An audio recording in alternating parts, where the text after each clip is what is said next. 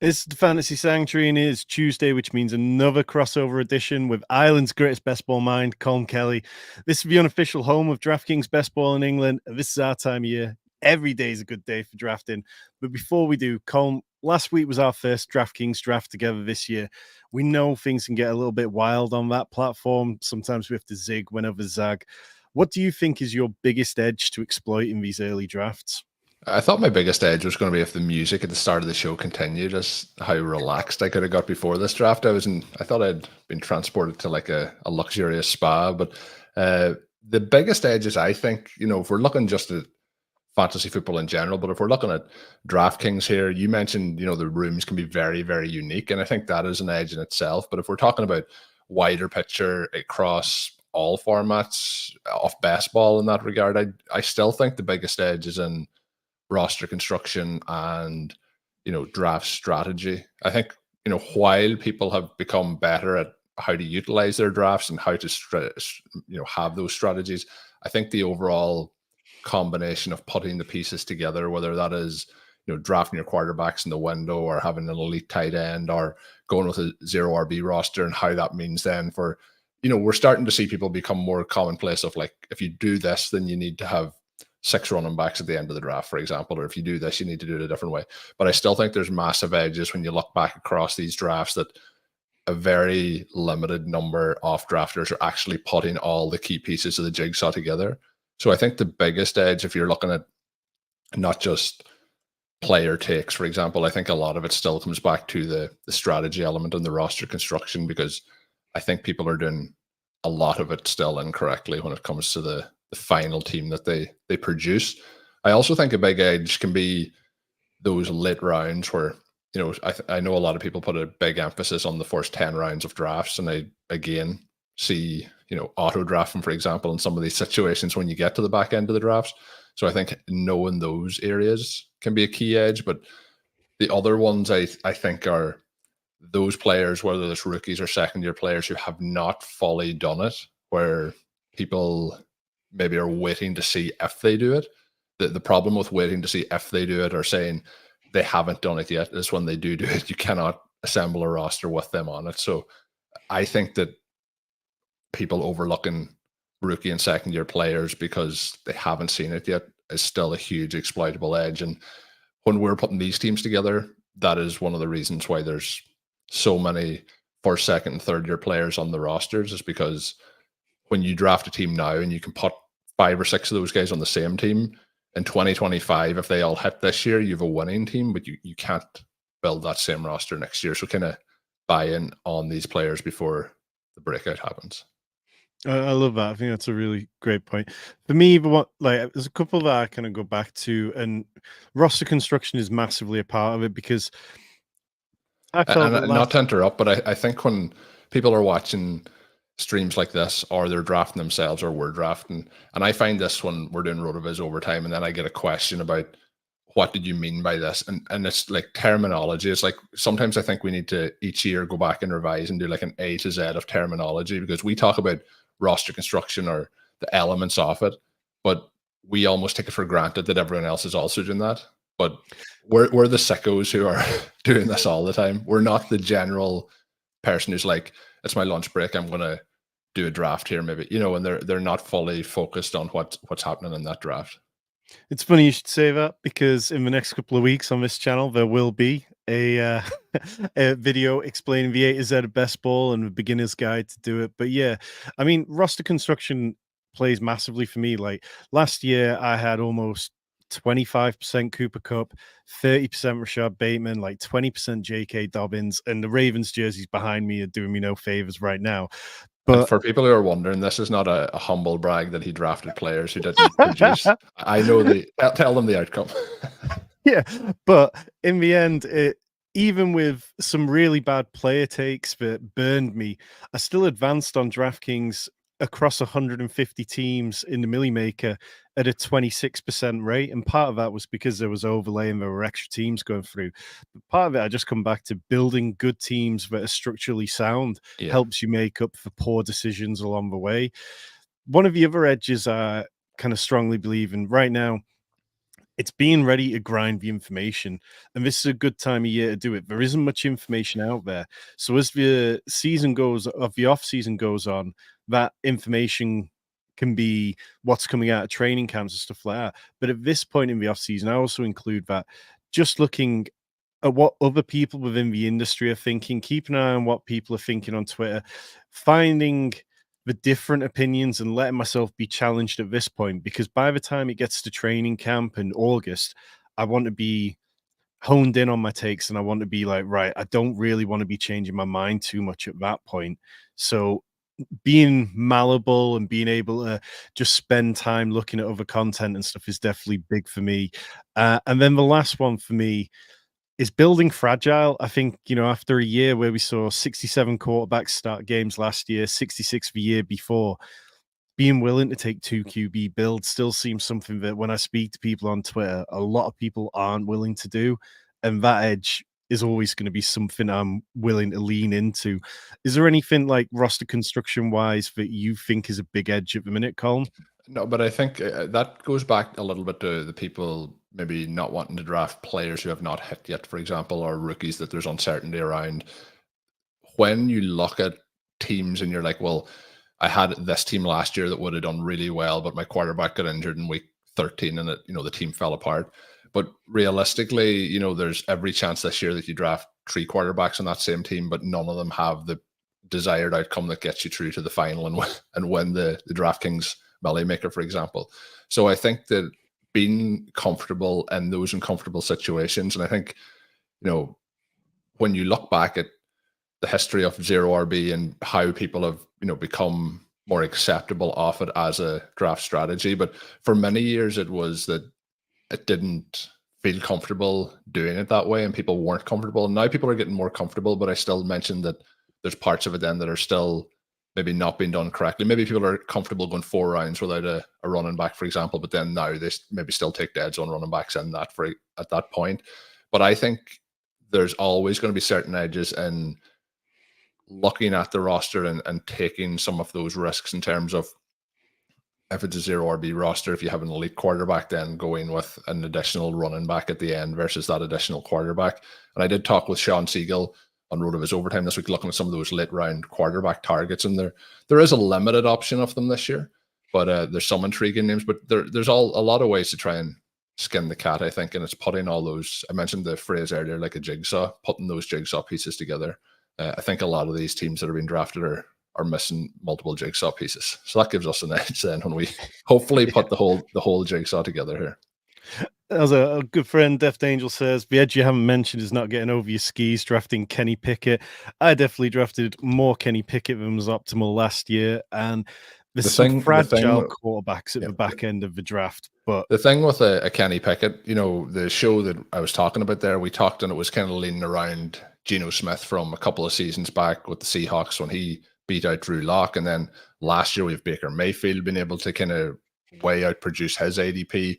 This year we have some teams like the Steelers, for example, with, in my opinion, where we're going to see Justin Fields eventually have that job. But the quarterback's quite close together in ADP and picking the right side of those.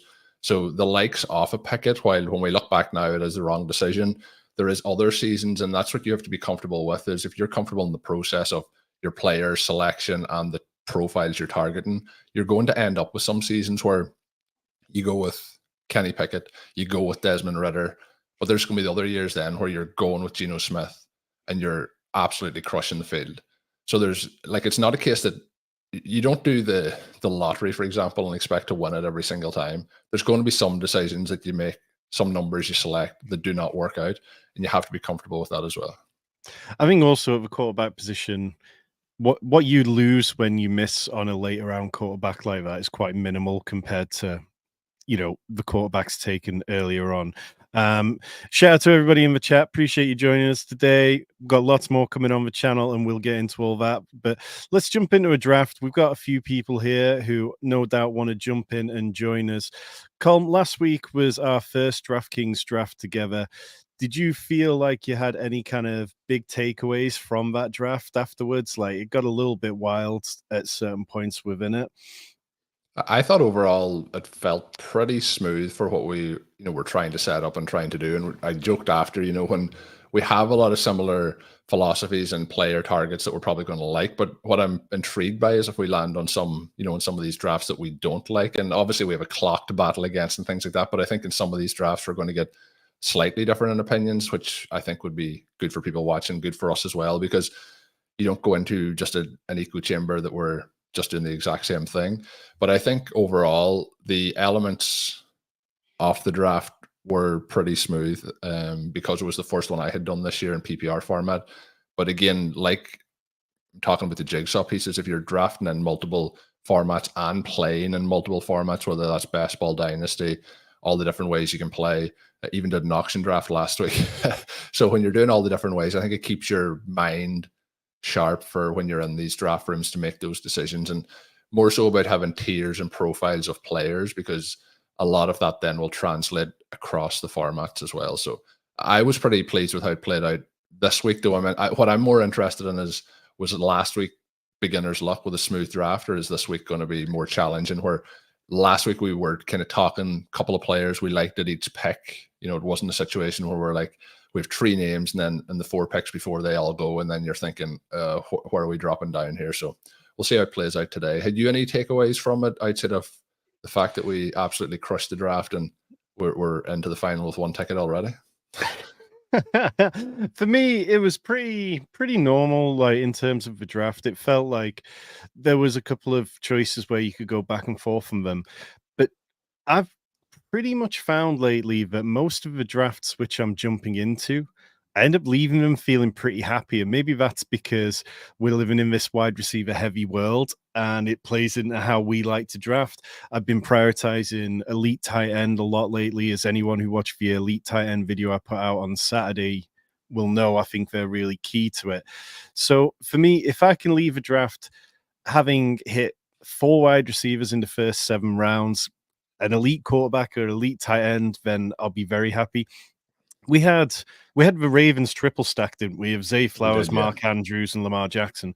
That's the only time I've landed that draft so far through about 40 drafts on DraftKings. So that's what I meant by it going smooth. It was like, it almost felt eerily smooth. Yeah. So even taking away my occasional Ravens bias, to land that kind of triple stack just felt a little too fun to turn it down. But no, we'll be picking from the 107 here, right next to our friend Deft Angel, one of our YouTube members. If you are in the draft with us and haven't shouted out so far, do let us know.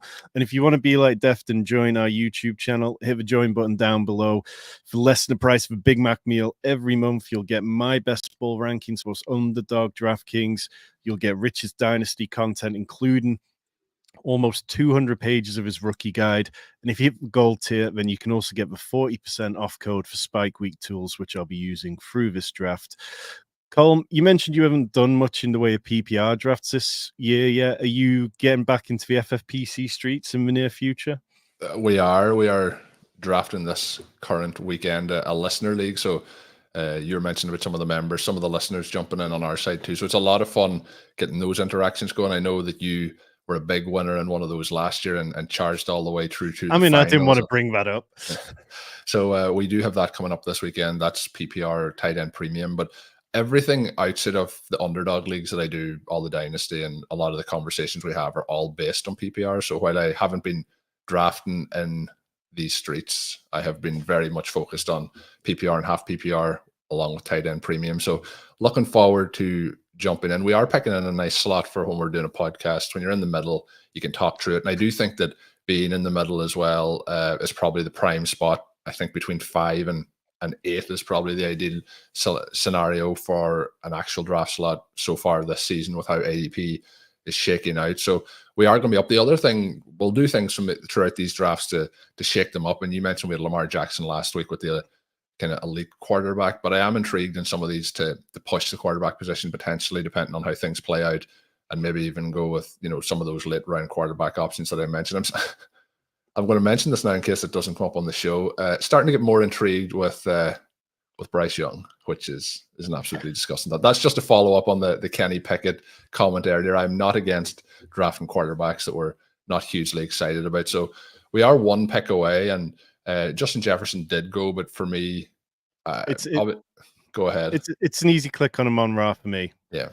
I'm I mean, between the two of those, and when we do some of these drafts, there's like splitting hairs of which one do you want. And in my opinion, we're going to do enough drafts between me and you here, and other drafts that I do, that I'm going to get exposure to both of those guys and try and keep it probably pretty equal. Not a key preference, but to get one of them. Again, I mentioned my favorite spot. The advantage of drafting in like 1 through 8 is you're likely to have a shot at one of those wide receivers, and even if you don't, you have some nice options to fall back on.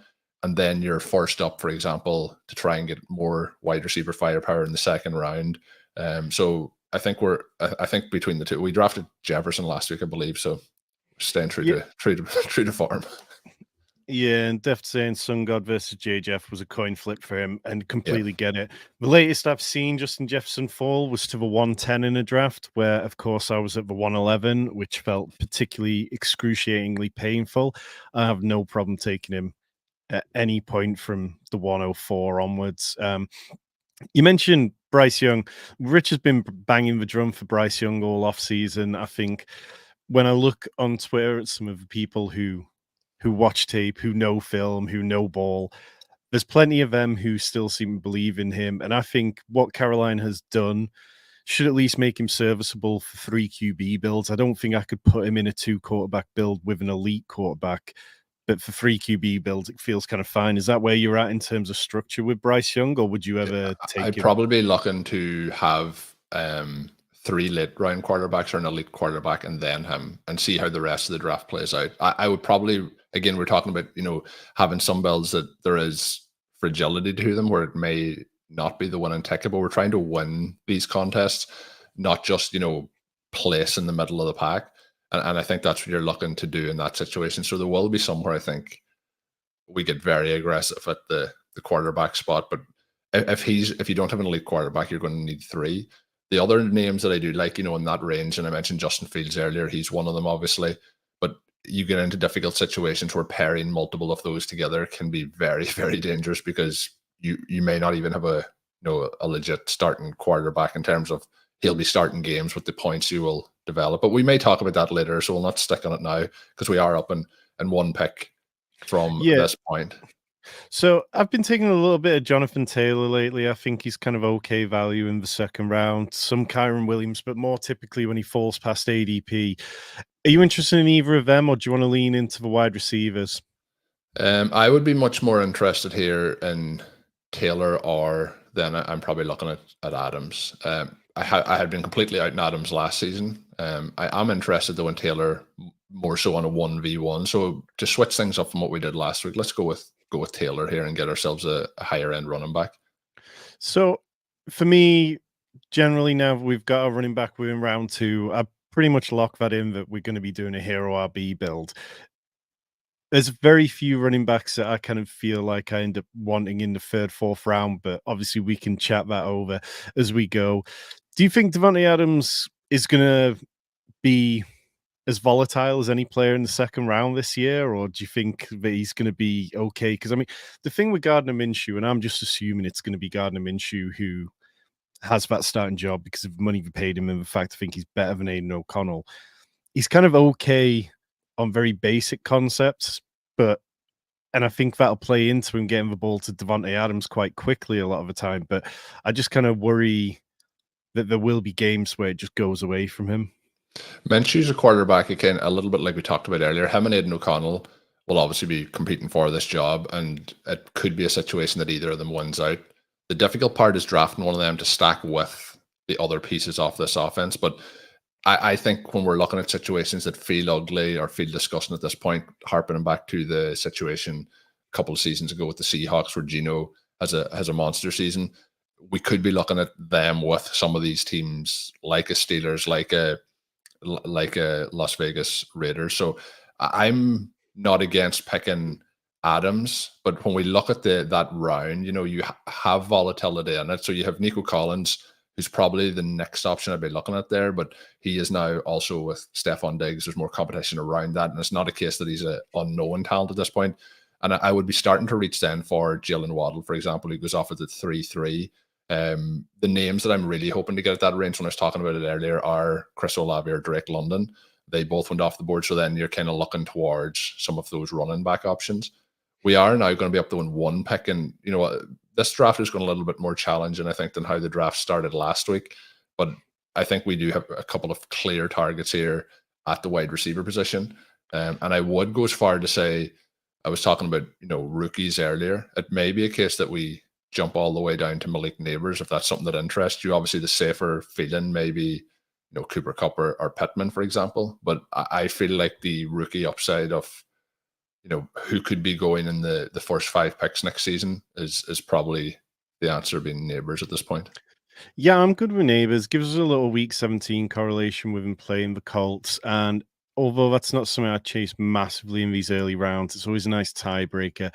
And I think when you think about what it is we're betting on when we talk about week 17 correlation, it's going, okay, well, which players are going to have big roles in week 17? Unless Jonathan Taylor's injured, which, if we kind of truly believe in that, then firstly, we'll take those lottery numbers we mentioned earlier. Yeah. But also, there's nobody in Indy who I kind of really believe is going to eat into his workload in a massive way. Yes, he's not a true 3-down workhorse like Bijan or like McCaffrey or like Breece Hall, but he's going to see enough volume that it'll be good. And then Malik Neighbors, even if it's bumpy to start the season, I think that by the time you talk about the playoffs, fantasy playoffs, Malik Neighbors is going to be absolutely dominating targets in New York, regardless of which quarterback, whether it's Drew Lock or whether it's Daniel Jones. I think he Daniel could be. Jones. There's definitely a section of Twitter that seems to feel strongly that they want it to be Drew Lock, but I agree with you. Mute that section of Twitter, please.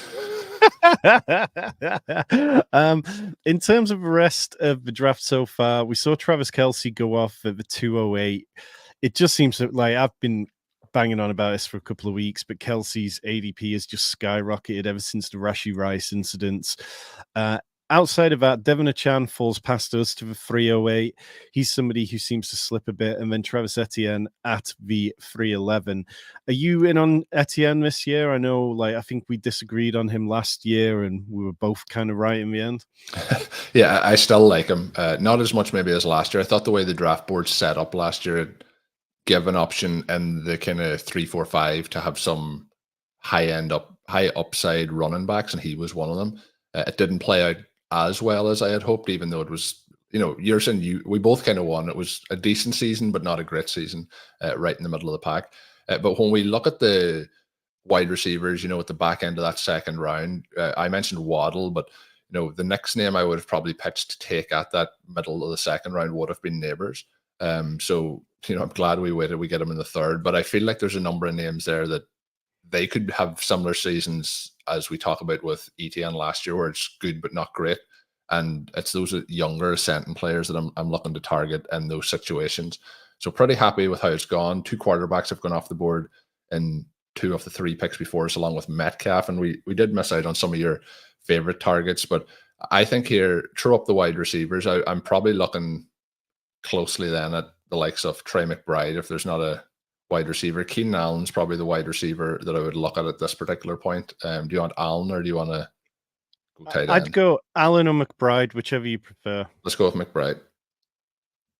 Sounds good to me. Yeah, I just, I kind of, as I mentioned in this Elite tight end video, there's just so much data that Madison Parkhill's done with you guys at Rotoviz, that Pat Crane's done with his site, Legendary Upside, that just suggests that they just give you a big advantage when you get to the playoffs, particularly in this full PPR format where we're talking about not only are you getting a full point for your tight ends on every catch, but if the tight end goes over 100 yards, you're getting a 3-point bonus. That's absolutely huge, being able to separate from the pack that much. And I think there's probably only 6 to 7 tight ends who are capable of 100 yards in any game at any point. McBride as well, I quite like taking because it's a little easier to stack him with his quarterback than it is some of these quarterbacks and tight end pairings that have gone before. Same with Neighbors. When we're making that selection, or even with St. Brown, you're looking at the quarterback prices that are tethered to those players as well. So it opens up multiple pathways, and some of the other players that would be on those rosters are pretty easy to price in if you want to do that a little bit later in the draft. So I think the players that we've drafted so far open a lot of avenues. I do feel like we may I mentioned earlier, we may push the quarterback a little bit in this draft, but this team has set that up for us. A number of the players that have gone off the board since that, outside of the quarterbacks, are not kind of priority targets for me at the moment. So we'll see how it works out through the next couple of picks.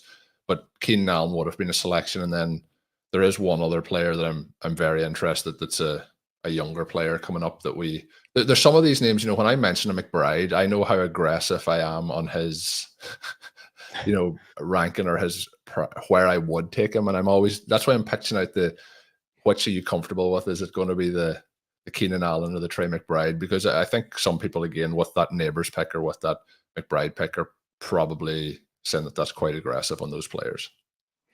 Yeah, and we're starting to see some interesting builds, which we'll come back to in a second. Mark Andrews goes off board before us. So which was the younger player that you were interested in, Colm? The younger player was Xavier Worthy, and then the veteran player would be Keenan Allen. So let's take Keenan Allen and see if Xavier Worthy comes back to us, because he's sitting at 65 in ADP, so he might make it back around, whereas Keenan Allen is already kind of right around ADP, and I feel like we've kind of got an interesting room, which was very wide receiver heavy on the back end. A lot of teams with at least 3. So you said that those teams are going to now make those mistakes of not continuing to draft wide receivers? That's what we're hoping. Sometimes happens on this platform. In terms of the teams before us, the team at the 105 is building a pretty robust RB team. They've gone Jamar Chase, Travis Kelce, Kyron Williams, Isaiah Pacheco, Josh Jacobs. It's different, and it's something that is definitely tricky to thread that needle. I talked about in this tight end video that I put out over the weekend how the only teams to do well with robust RB builds are those that add an elite tight end and then still get to kind of 5 wide receivers by the time we get to round 10. So we can check back on that in a few rounds' time. The team at the 104 has got Breece Hall, Nico Collins, Stefan Diggs, CJ Stroud, and Joe Mixon. So out of the 5 players so far, 4 of them are on the Texans, and 4 of them share the same bye week, obviously. So that's going to be an interesting one to keep tabs on.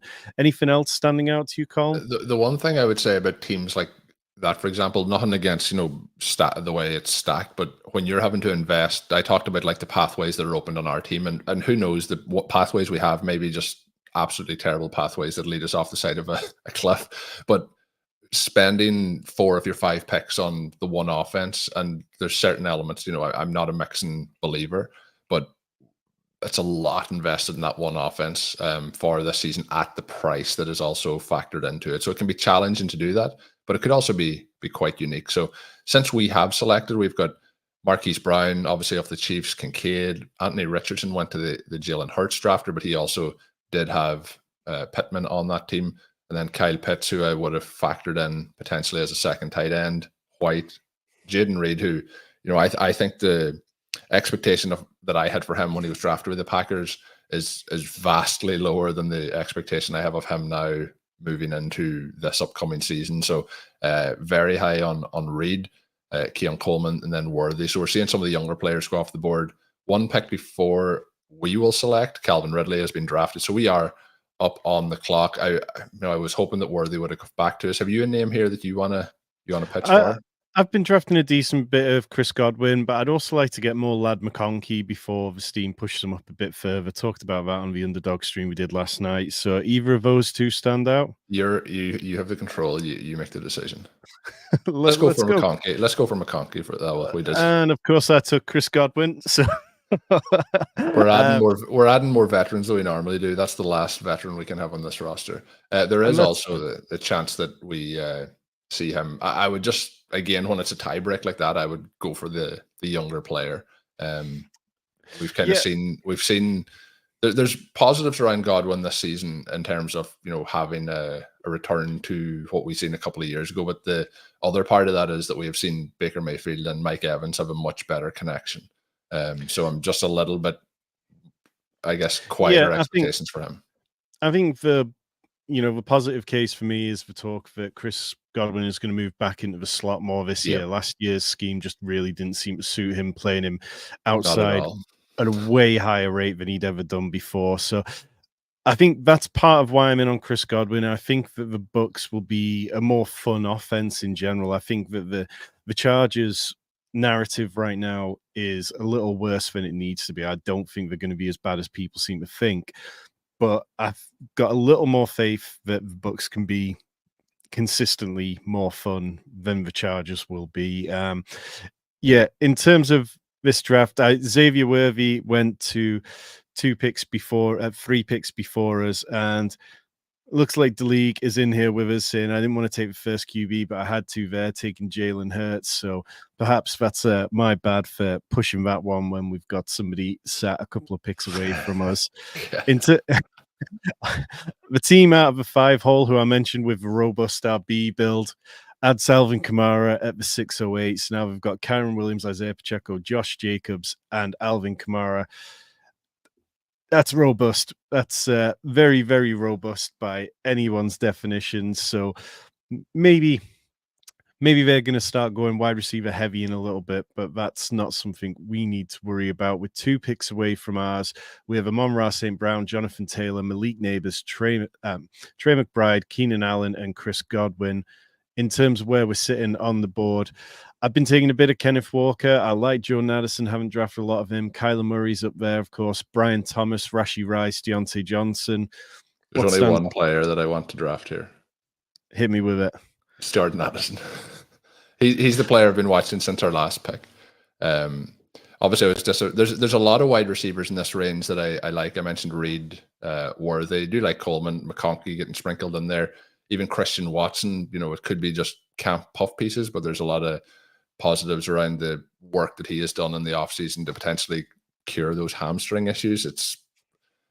I'm uncertain as how the result will go, but when he has been healthy, he has been a really valuable fantasy piece, particularly in best ball rosters. If you're adding him in a team like this as your wide receiver 5, like Addison, to be added in there too, heading into his second season, I think the upside is massive, but it's always going to be capped looking at Justin Jefferson. But then last season Justin Jefferson missed multiple weeks, and now you're in a situation where even with Justin Jefferson being healthy, there is a rookie quarterback to contend with, but you do have a situation where your tight end is going to miss a huge chunk of the season. So Addison should get all the work that he can handle, and I think in the 7th round here, it's a really nice pick to be able to select. So like that, I do like Kenneth Walker, who you mentioned. This is the area where we start to, if you didn't have a Jonathan Taylor, you'd be starting to look at some of these names. But because we have taken Taylor, I'm going to continue to try and push, unless the draft. There's times where you're looking here, and if Addison had went, and then obviously Rashee Rice is probably the next option with the suspension being in mind, you start to get sometimes priced like, the running back becomes the option to select. But ideally here we'll be able to navigate this zone of the draft. You mentioned though the quarterbacks as well. There's a couple of quarterbacks that might fit in with this roster that'll come up over the next couple of rounds. So it'll be interesting to see how it plays out, but we'll have lots of additional options. This draft, though, I have to say, versus the draft last week, there has been a couple of times where we have just been pinched a couple of picks before, but will be interesting maybe at the end if we look at the 2v2s, maybe with the Worthy, Allen, Godwin options that would have come in there. Would you rather, even if we're 2 picks away, so we'll skip it now because we won't get to do it before the pick, but yeah, I think. And Kyler Murray goes off a couple of picks before us, unstacked to the team out of the 9 hole, which would have been a case I would have made. I would have pushed for him a little bit. I'm comfortable taking another wide receiver and really pushing a strength here, or otherwise the player who stands out, as you can see from my 43% exposure to him, is Jaylen Warren. Anybody you want to make a case for? Jackson Smith and Jigba, Jameson Williams? The options here I would look at is JSN and Njoku. If you wanted to get a second, I would class him basically as the end of that elite tight end here. The other option is if Bowers is still available, I would also be willing to take him. We are up. Take JSN. We ran out of time. Take JSN and just kind of force it, because things are about to get very wide receiver heavy here. The amount of teams after us who have at least one tight end is all but one. So I'm kind of comfortable pushing Njoku to see if he came back to us. I also do think that, again, talking about some of these strategies and where the edge is, we're looking at getting an elite tight end on the roster, but a lot of teams, I think, are looking at what happened, let's say, last season, and they want to get an elite tight end, but they're then thinking, we'll wait to the late options then to get the other ones. Whereas I've kind of already moved this season to getting 2 elite tight ends and leaving it at that point then. And Njoku does go off the board, but I do think there's edges in kind of figuring out what the next evolution of that is going to be and how to get that to your strength. So, yeah, we do miss out on Njoku, but maybe, hopefully none of these guys are listening at this end of the draft. I think we have a few of them, but Bowers is still available, which I couldn't see because he was obviously by ADP a little bit later than I was. I was willing to jump on. Warren, probably, if we were a 0 RB team there, I think your Warren exposure would have even got higher. I think he's one of my priority targets. Yeah, I mean, Warren was somebody who I had an awful lot of last year, and I just fully intend to have a lot of this year. I know tomorrow we've got Pat Crane coming on the channel, and he's even more bullish than me and is happy to take him in pretty much every single draft. So tune in on Wednesday for that. That's at 4 p.m. Eastern, 9 p.m. UK time, live and taking all your questions. Hit the subscribe button if you haven't done so already. Constant stream of best ball content, constant stream of draft dynasty content from Rich as well. It's a good time to be subscribed to this channel. We're one pick away with 161 currently. We've definitely stocked up the wide receiver room with Amon-Ra St. Brown, Malik Neighbors, Keenan Allen, Chris Godwin, Jordan Addison, and Jackson Smith-Njigba. So only the 1 rookie, but 2 second-year players, which feels like a nice gamble to have. Do you want to go down to, Brock Bowers has gone off 1 pick before us to Deft Angel, who is in the chat. Jonathan Brooks, Nick Chubb, Javonte Williams, Dallas Goedert, Trey Benson, kind of towards the top. Show me the tight end list and the quarterback list. 10 seconds. Hit us with a... We've got Jonathan Brooks correlation. Yeah. It's not again what, and I am furious about that Brock Bowers pick. Absolutely furious. I couldn't even focus on our pick there. I was that furious when it happened. I hope you're hearing about Deft Angel, who was in a lot of our drafts. A very smart guy and a very smart drafter. No wonder he didn't slip to us. What do you say when people sort of play down the kind of idea of Brock Bowers having a good season because Michael Mayer's there? Do you really think he can become like an every down tight end this year?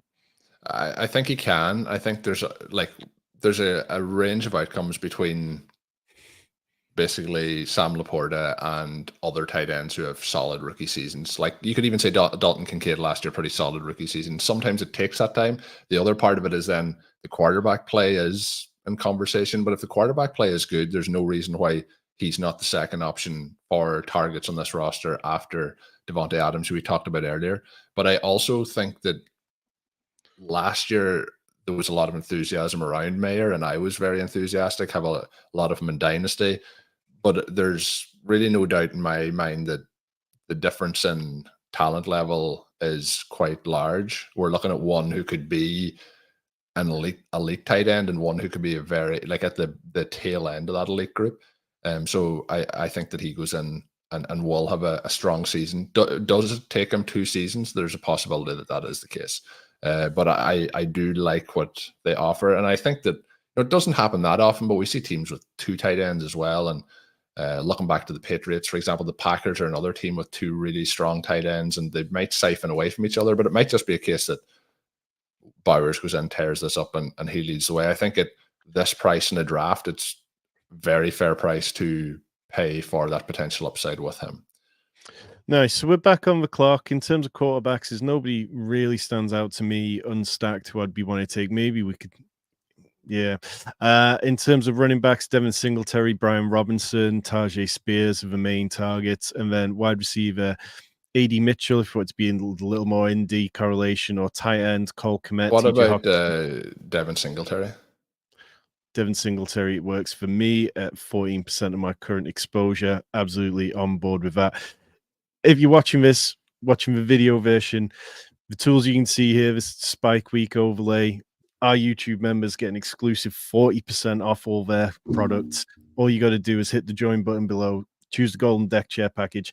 It is cheaper to join Spike Week and the Fantasy Sanctuary than to join Spike Week alone. Colm, who's like the in terms, I know you're drafting a lot on stream and with other people, but who would you say is the player you are most exposed to so far? It's probably the names, at the top of the board that we're talking through today. And the one that I'm quite confident that's at the very top of that list is Warren, who we talked through there a moment ago. We didn't talk through about him, but as a priority target. And that's because a lot of the teams are going to be 0 RB or hero RB rosters. And he's the first player that I think between him and Kenneth Walker, but then you're looking at the price difference, and he's the one that I'm looking to get. Obviously, in these early rounds, there's a lot of those younger wide receivers. They've drafted a lot of Addison based on the price that he's available at. Flowers, I know somebody we drafted last week, but a lot of the same names will be coming up throughout all these drafts. And what you'll find when I'm drafting these teams is there's a relatively small player pool of players that I actually want to draft. And that leads to having a lot of exposure to those same names. More so than I think that a lot of people drafting would be trying to do if you're trying to be conservative. But we mentioned earlier about sometimes you draft those quarterbacks that absolutely sink, and that leads into situations when there's going to be years where you have better years than others. But I would rather those good years be extremely good. They pay for a lot of seasons, and so we are back up here. What are you thinking in one pick's time? We have got I mentioned earlier we've got nipped quite a few times in this particular draft. Any of the wide receivers here that stand out to you? I mean, I don't mind AD Mitchell at this point where we're not counting on him week in, week out. He'd be our wide receiver 6. Same for Josh Downs. I like Jahan Dotson more than a lot of people. Jerry Jeudy, I haven't clicked yet, but I'm open to it. What about you, Colm? Yeah, I'm okay with all of those. I'm okay with Wicks as well. But let's go just based on ADP, and we'll take Mitchell, I think, on this one. Yeah, I think that I like that pick again. Now we're talking about 2 rookies facing off in week 17 in Malik Neighbors and AD Mitchell, who should grow into their roles as the season go. And that's the kind of bet which I want to make. In terms of our team, we're now at a 3-7-1. Amon-Ra St. Brown, Jonathan Taylor, Malik Neighbors, Trey McBride, Keenan Allen, Chris Godwin, Jordan Addison, Jackson Smith and Jigba, Jonathan Brooks, Devin Singletary, AD Mitchell. We are the only team in this room without a quarterback. Yeah. There are several teams who've got multiple quarterbacks, so hopefully some of these later round quarterbacks that give us stacking options are going to fall our way. The team out of the 5 spot just took their second wide receiver in round 11, pairing Jacoby Myers with Jamar Chase after a 10-round gap. That's bold. We've got a few other teams that have gone quite running back heavy as well. The team out of the 104 has got 5 running backs. So it feels like some of the running backs who we want to fall to us are going to end up falling to us. And it just kind of comes down to me now whether we can make the QB position work, which in 20-round best ball always feels a little easier than perhaps on underdog. Yeah, and I think I know we have people watching, and I think what we should probably do is fill out some of our teams that we're looking to potentially stack through here with the quarterbacks and then adding in the elite tight ends, because I'm very comfortable with the way the running back and wide receivers are built. With it's probably unusual to have 3 running backs through 11 rounds for a lot of the teams that I'm drafting.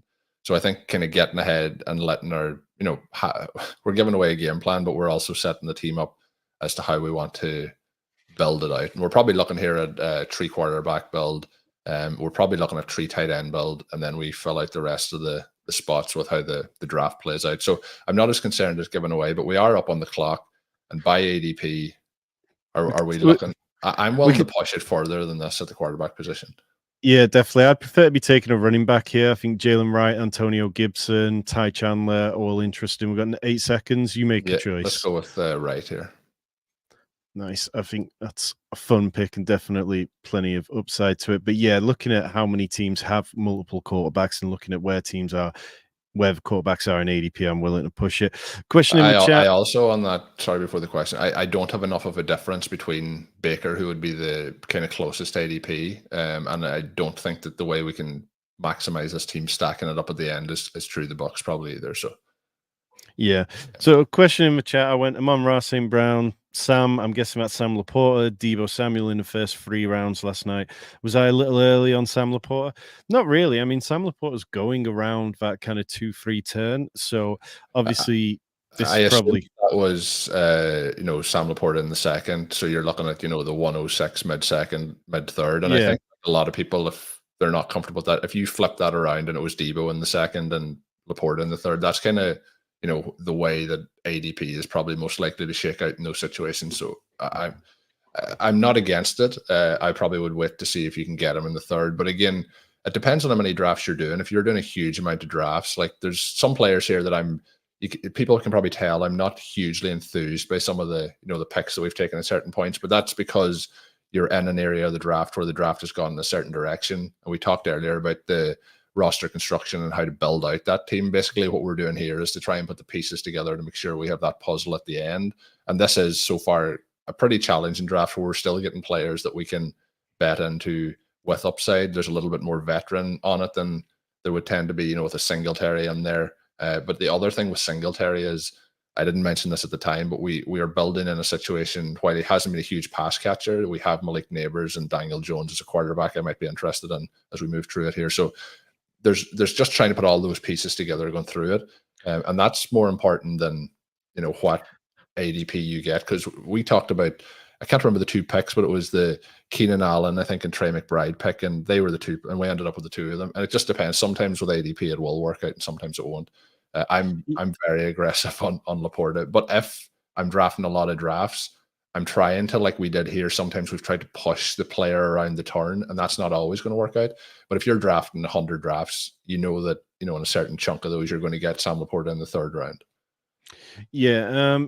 And in terms of just stacking quarterbacks with running backs, for me, I don't even worry too much about them being pass catchers all the time, because if we're betting on an offense to be good, there's plenty of scenarios where you can get 2 touchdowns, 250 yards from your quarterback. Somebody like Daniel Jones might give you 50 rushing yards on the floor.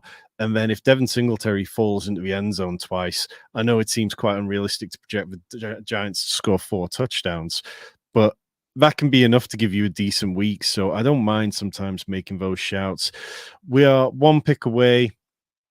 I can't imagine Death Angel is going to snipe us on Baker Mayfield. Should we be taking him as our first quarterback here, or do you want to push it further? I'm With still going to 3 push it. I'm going to push it. How do you feel about Sonatas that shows the tight end options that are available? Yeah, I mean, we could take K-Dot if we wanted to push that for the Bucks, but I mean, I'll take Sonata. He's not somebody I've been clicking a lot of, Yeah, but it's at ADP. Let's do it and see. I know he's somebody that yourself and Sean, you're quite high on. Yeah, there is concerns, obviously, again, rookie quarterback in Washington, Trey McBride, who we talked about earlier in the show, was stuck behind Zach Ertz for multiple seasons until they decided to, move on. But even last season, it was the Zach Ertz show up until it was the Trey McBride show. And, you could be in a situation, again, we talked about the scenarios for Bowers. You could be, stuck behind somebody. It could be that the team's not very good. It could also be that they don't use him exclusively in a kind of more a pass catching tight end role. They may have him, blocking a lot more. And that's the biggest concern, is something that we won't really know until we're heading, a couple of months down the line here. And it might be too late then. But if it turns out that he's the starting tight end on this team, I think his ADP is going to be in that, 10, 11 range. So he's going to jump by 2 rounds. So there's a lot that I really, really like. But there's obviously, I'm going in there with the humility that I could be wrong. But in terms of the profile, he's somebody that I'm looking to target. And when you get to this point, I'm looking at tight ends who are going to hugely outperform their ADP, not tight ends that are going to, return a 13th round value. Yeah, that's my kind of main thing against Benson Art. Just like the Washington offensive line doesn't look good. They only took 1 lineman in the whole of the draft when it was a problem, and I just kind of worry that somebody who excelled as a blocker at times in college might end up being asked to do a little bit more of that than we'd like. The other part is, if he is a good blocker, it could lead to him being out there on all the snaps. So there's a lot, there's different ways that it could work out from that perspective too. Exactly that. So, I mean, we're coming back up on our pick, and there's 2 quarterbacks who would give us stacking options here. Gino goes right before us, but do we take Baker Mayfield here, 16 picks past ADP? If you want, you take him. You can tell how enthusiastic we are. Well, who would it be if we didn't take him in terms of the running backs? Is there anyone you'd like? Let's go with Baker. It makes the sense here to go Baker. It does. It makes sense at this point after ADP. We pushed him for 2 rounds. Yeah. I think it makes. So I mean, I think that's the right way to play the pocket passes, and it's tricky because when you're talking about the pocket passes and what it takes for them to have real week winning upside, you're talking about for them to be a top 12 quarterback, you're probably looking at 245 passing yards on average and 2 touchdowns per game. And I don't think Baker Mayfield has that in him across the course of the season. But I do think that the Bucks are going to be fun. And if we can take him at this point, what we've gained in our running back positions and our wide receiver positions feels pretty strong. We have Amon-Ra St. Brown, Jonathan Taylor, Malik Neighbors, Trey McBride, Keenan Allen, Chris Godwin, Jordan Addison, Jackson Smith and Jigba, Jonathan Brooks, Devin Singletary, A.D. Mitchell, Jalen Wright, Ben Sinnott, and Baker Mayfield. So after starting out without too many rookies in the first portions, aside from Malik Neighbors, we've definitely pulled it back a bit with Wright, Sinnott, Brooks. Are you feeling more comfortable with the age of our roster at the minute, Colm? Yeah, I think it's come down a little bit. We have to agree with that, and it's not all just about drafting rookies. There's a lot of rookies that I would at their ADPs that I'd be obviously skipping over. It's not just in case people are listening, they just think like, oh well, there's draft all these rookies. But if we were looking at running back there, Vidal was somebody in the Chargers who I'm interested in drafting. But we also have 4 running backs, which I probably would not normally have at this point. So he becomes a priority target in that zone. McMillan goes off the board, which would have been interesting to go along with Mayfield, and Otton did go off the board a couple of picks earlier. But I guess what I'm looking at here is pairing that quarterback Frankenstein together to give us the weekly points rather than completely filling out the roster. But the next couple of rounds are going to be very, very interesting for us to see how we put it all together. There was one player that I was going to pitch for in the last round. We'll wait a couple more picks before I do that, but it is also at the wide receiver position, so we may not want to specifically go in that direction. There is another couple of wide receivers coming up that would make sense for this team rather than the player exactly that I would go for. And then there is some interesting running backs, but I think we can leave them to much later. So in terms of the quarterbacks, we have Bryce Young and Daniel Jones in the queue. Have you a priority over which one of them? I think Daniel Jones, not now, but it's clearly the one I would like to get. The wide receiver that I would be interested in is Troy Franklin. But how are you feeling at wide receiver in terms of building out this roster? Before you click Troy Franklin, the one that would make the most sense is probably going the way of Wendell Robinson, but that is also against ADP. Well, let's go Troy Franklin, and then we can always come back and take another one. I think 9 wide receivers is kind of the most I can see us getting up to, and we can do that probably at the expense of a third tight end. We've got McBride and Sinnott who don't share a bye week, and I'd be comfortable with that as a duo rather than anything else. We'll see how tight end plays out. Ideally, you would be adding a third tight end, I think, to this. And if it worked out and we got Daniel Jones, I think I would potentially push it with those two as the 2 quarterbacks in this situation. But we'll see how it plays out because somebody could take both of those guys on us. So we'll see how it plays out. We're gonna need a third quarterback because of bye weeks, because the Bucks and Giants both share week 11 bye week, unless you really want to risk it no biscuit with the no QB in week 11. That wouldn't be ideal, obviously, but we'll see how the draft plays out for us here then. Let's just got to go back to this. Deft Angel saying I spent 5 minutes looking for Kendre Miller and he went in the 10th round. That's as high as I've seen Kendre Miller go so far, and I've been drafting a reasonable amount of Kendre Miller. I think there's a good chance he has a very good second season. A little bit of a tight end streak goes off after our pick with Taysom Hill, Hunter Henry, Tyler Conklin. Bucky Irving goes. If we'd had less running backs, I might have made the argument to take Bucky Irving for a little bit of correlation with our Bucks stack. And then Drake May goes to a team with back-to-back Patriots wide receivers in 2 rounds before it. The last stack at the dance, as a lot of people have kind of referred to it lately. Aaron Rodgers continues to fall. If he makes it back to us here, do we take an unstacked Aaron Rodgers 50 picks past ADP? Yeah, it seems pretty crazy that he's that far down. I still probably don't think I do, but in terms of what we're set up with here, trying to pitch out these last couple of rounds, we still have the option. Is Robinson still available, or is he gone? What Robinson's still available, so should we take him and then push our quarterback decision to the next round? Well, I think then worst case we can end up with Rogers or Jones. For example, let's take Robinson here. Yep, so we are now done at wide receiver with a very wide receiver heavy build, 1492. We've got Amon-Ra St. Brown, Malik Neighbors, Keenan Allen, Chris Godwin, Jordan Addison, Jackson Smith and Jigba, A.D. Mitchell, Troy Franklin, and Wandale Robinson. I mean, Wandale Robinson is the kind of receiver that when he's been healthy and he's been on the field in this DraftKings full PPR format, he's been fantastic for it. So I don't mind taking him at all. Yeah, I like the upside that he provides, and I like sometimes, again, like we talked about earlier, betting on an offense that people may not want to bet on.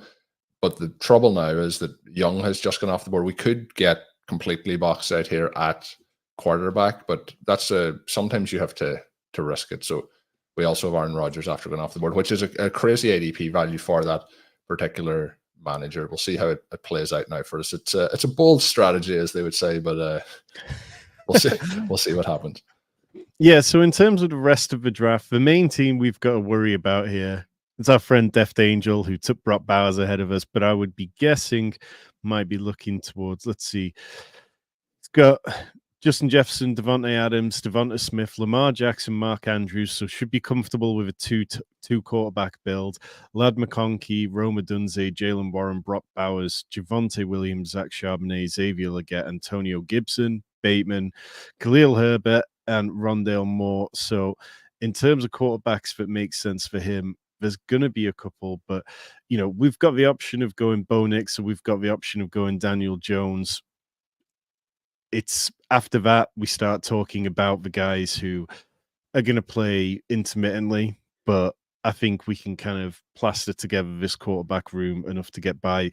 The one thing on these DraftKings rooms is that sometimes some of these quarterbacks completely slip out of it. I've seen drafts where Derek Carr won't go drafted, Daniel Jones won't go drafted. I've even seen JJ McCarthy make it to the 20th round, which seems a little perplexing. But yeah, be interested to see if Deft Angel takes one of these top quarterbacks here, with him still only having the one, as we're one pick away. Yeah, I think if it was, with Bo Nix as well, who's an option. So we'll see. We'll see what happens. We are waiting. There's 4 seconds left on the clock. They're letting us sweat here.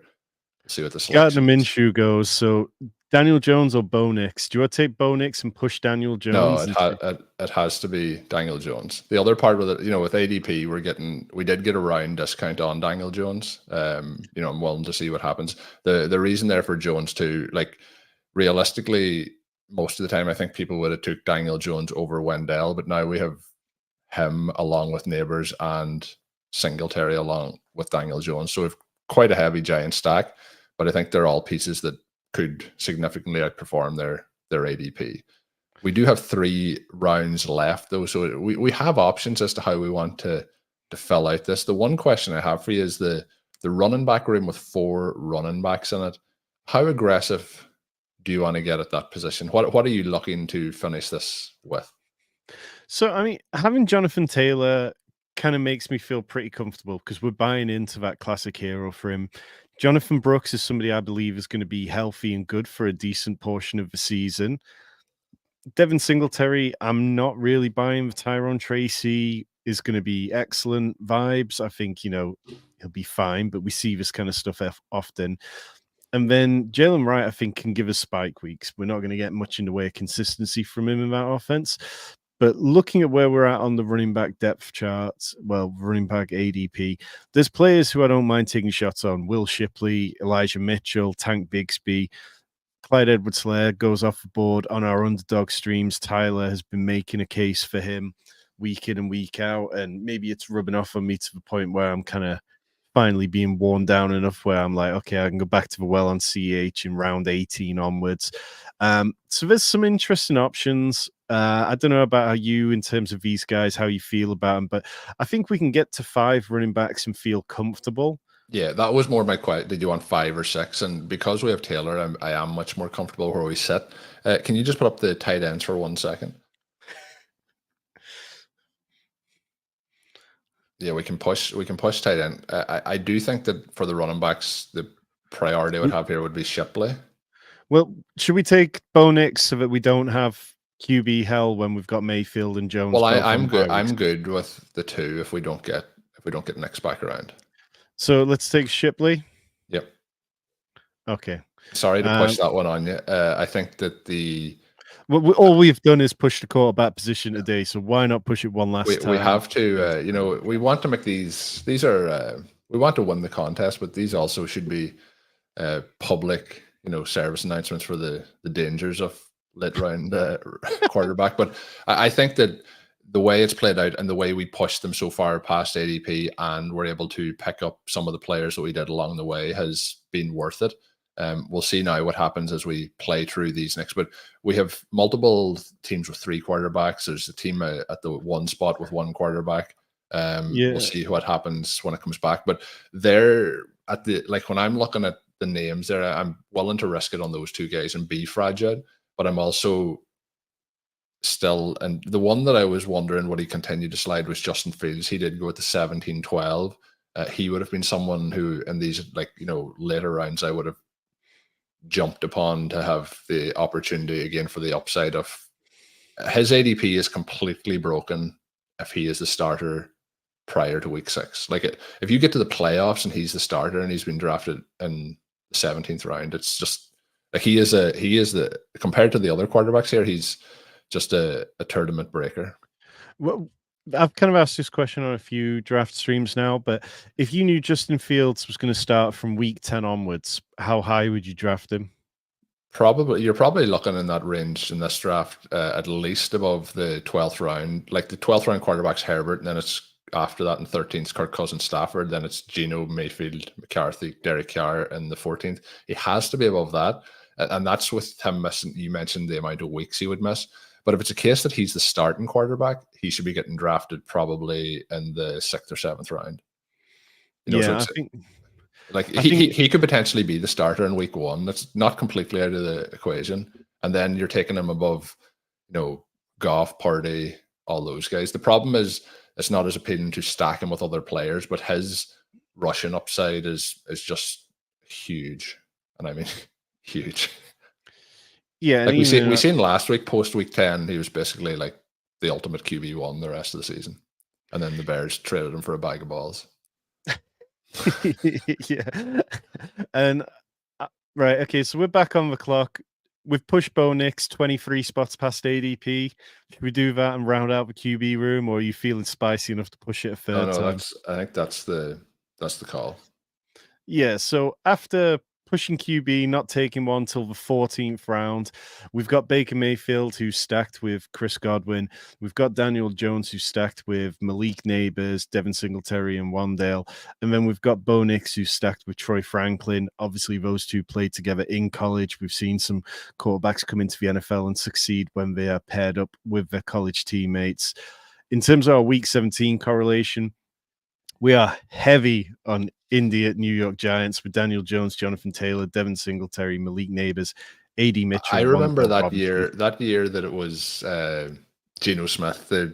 I believe Seahawks. Seahawks Jets, I believe it was the week 17, which was, I believe that the callback was the ongoing joke. That was the game that you would need. But maybe Indy at New York, where it's probably going to be like freezing or snowing or something. Maybe that's the one you need.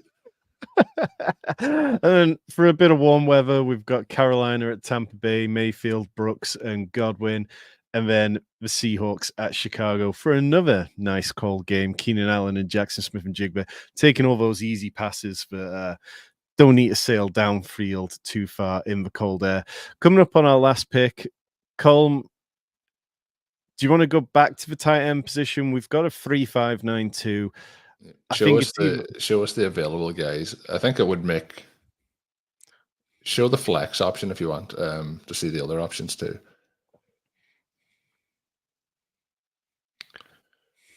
There's nothing here that's like anything here is pretty risky in terms of what it's going to do. But I think probably for the overall roster, a tight end pick probably will make sense on this team. So we are one pick away. I obviously this is a Giants team. I don't think Darren Waller's going to play this year. I think he probably retires. If I'm looking at upside in terms of what could happen, I did mention the Packers tight ends earlier in the show, and there's Tucker Kraft still available. So he could be interesting. Bellinger would be there as well, but so which Kraft or Bellinger? I probably would go Kraft. I think we're heavy enough on the Giants side. Yeah, I mean, Kraft for me, what he did when he got on the field was so much more impressive than what Luke Musgrave did when he was on the field. And part of that you can attribute to Jordan Love growing into the offense and the offense as a whole, taking a step forward.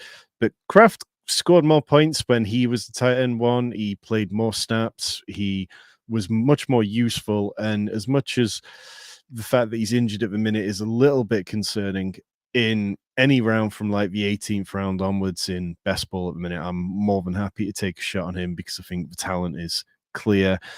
Theo Johnson is the rookie in New York, but I've kind of been drafting a little bit of Daniel Bellinger just because a year ago we were all talking about Daniel Bellinger having some sneaky upside, and I just think, going rookie tight end or second year tight end, if I'm making a speculative bet, then I'd rather go with the second year tight end.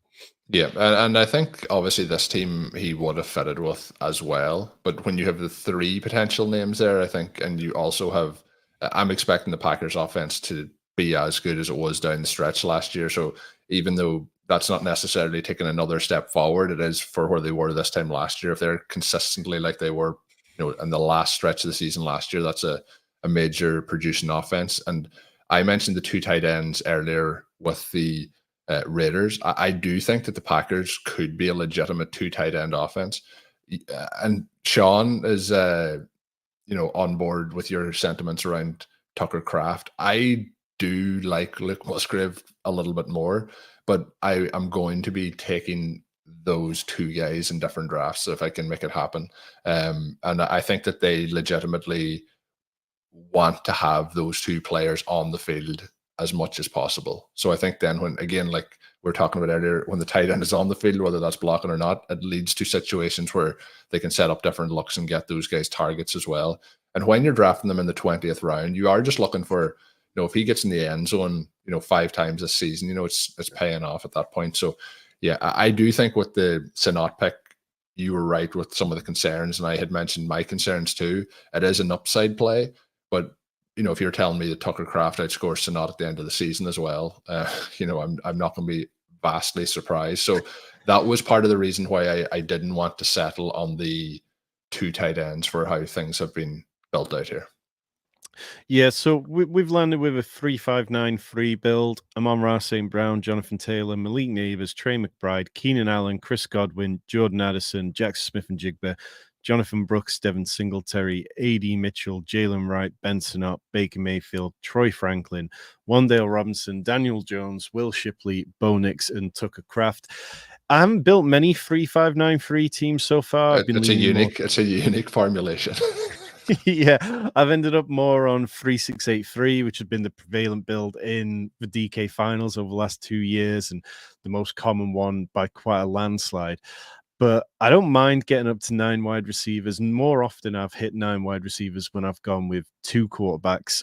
But here it feels fun. It feels like there was definitely an area around sort of like where early on where I chose Keenan Allen over Xavier Worthy, and then Chris Godwin over Lad McConkey, and we leaned veterans only, where it felt like, okay, we could get boxed out of wide receiver pretty badly quite quickly. But it felt like wide receiver definitely worked out nicely. I like our wide receiver room. The running back room is a little bit on the fragile side, possibly, but we made a bet on Jonathan Taylor, and I'm happy with that. The quarterbacks, it's it's definitely a little bit shaky, but what we've got is fairly, reliable production from Baker Mayfield to an extent. We've got some upside from Daniel Jones if he comes back and shows us the rushing floor that he's given us before, as well as playing better with an actual wide receiver to throw the ball to for the first time in like 5-6 years. And then Bo Nix, who is definitely that unknown rookie who, if he develops into the upside case of what Sean Payton believes in him, that he could be fun. So I don't hate it. I think there is, I've said that I've liked an awful lot of drafts I've done so far this year. This one is possibly a little shakier than some. The thing is, there's the trade-offs with what you can do. So the players that we've obviously drafted in the early rounds through round 10, you cannot put that combination together and have an elite quarterback and have two elite tight ends. So you have to push it in certain elements. And because we took Jonathan Taylor, then we pushed running back a little bit. And the running back, with the three rookies in there, Singletary could be on shaky ground. But Singletary to me seems like if this was 3 years ago, he would be getting drafted in the 6th round. He'd be a complete dead zone running back. But because he's getting drafted where he is, he becomes an opportunity at that particular price. So I think when you're leaning into it at the end of these drafts, there's always probably going to be something you're a little bit uncomfortable in. But I think leaning into it is the way to do it. And we were quite aggressive today because we pushed multiple of those quarterbacks. I think most of them 2 rounds past ADP before we selected them. And it's trying to be comfortable in those uncomfortable situations. When you're drafting a 0 RB roster and you're like, I need to get this running back, and if I miss out on him in the 8th round, my team is done. But like when we got, as you mentioned there, to let's say the 9th round when we took Jonathan Brooks, there's a lot of questions left about how we're going to finish this team. And I think overall, I think we finished it off pretty well from what was available to us, because even at the running back position, we took the shot on right, but there wasn't a huge amount of other running backs that when we were on the board. Now, we take Troy Franklin over Bucky Irving, but then the Troy Franklin pick could work out perfectly to go with the Bo Nix selection. Any of those, when we look back on the 2v2s, the one 2v2 we could potentially do, as you mentioned, the picks with Allen, Worthy, and then Lad McConkey and Chris Godwin. But who knows when we build out this team, again, like I mentioned with the 2 later tight ends, like we could be in a situation where Mike Evans he's ruled out for some reason in the fantasy playoffs, and then Baker Mayfield to Chris Godwin is the thing that you need.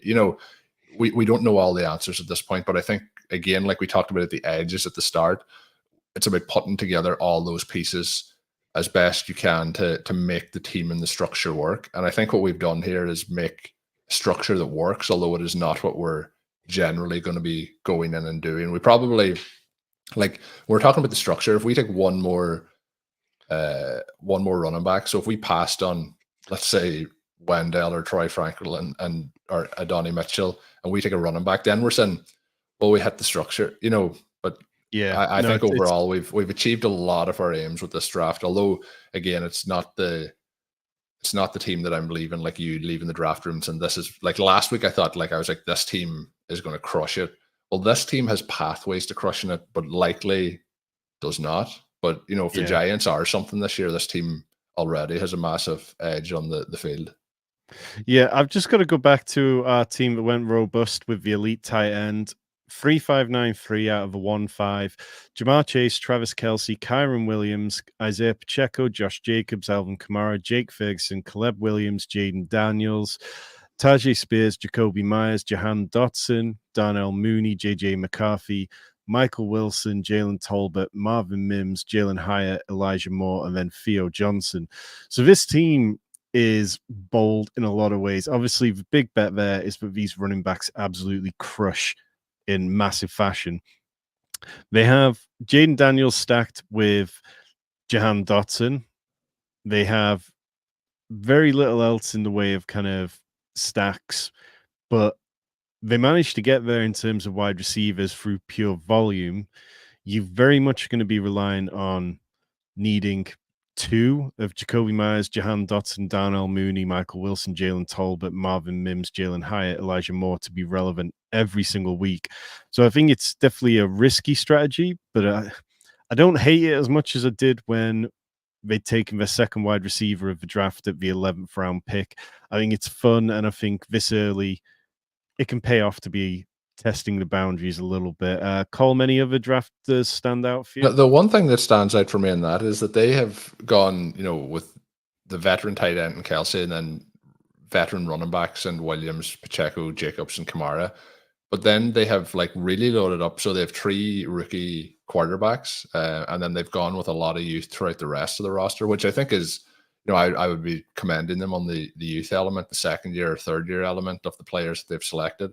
But I think that there's the challenges of how much is invested at the running back position. But again, when we talk about structures, they have a structure that, may prove successful, but I think the players selected and the order they were selected in will be the potential challenge. Yeah. So before we get out of here, Colm, what have you got going on at Rotoviz over the next week or so? So we obviously have a landslide of podcasts coming out.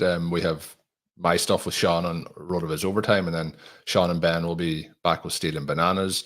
The rest of the Rotoviz podcast team, lots of stuff going on over there. So we have the YouTube channel. Subscribe to that if you're watching this on YouTube. But obviously, if you're listening to this on the podcast, it will be on the Rotoviz platform. So check out Tom's stuff as well over at the Fantasy Football Sanctuary.